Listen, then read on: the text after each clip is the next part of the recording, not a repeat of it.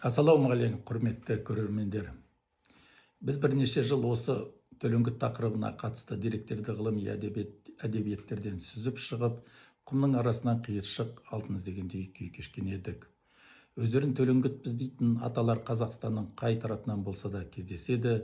Олардың ішінен шыққан ұлы тұлғалардың аттары тарихта алтын әріптермен жазылған. Өкінішке орай осы күнге дейін ғалымдарымыз төлеңгіт әулеттеріне қатысты бірде-бір салмақты кітап ұсынған жоқ. Төлеңгіттердің шыққан тегі де белгісіз, олардың қоғамда атқарған қызметі де түсініксіз, құрамы да нақты анықталмаған.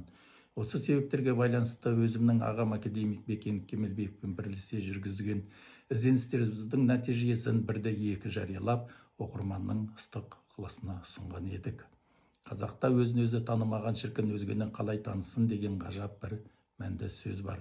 Сол сияқты бұл жарияланған кітаптарымызда біз өзімізді өзіміз тануға күш салдық десек артық айтқан болмас едік. Бұл еңбектерімізде төлеңгіттердің қазақ хандығының басқару жүйесіндегі әскери әкімшілік қызметтерін дәлелді түрде жаздық.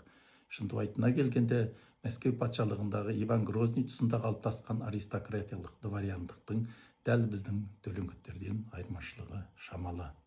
Алайда төлеңгіттердің орталық билік өкілі болуы мүмкін емес. Олай деп айтудың өзі үлкен қателік.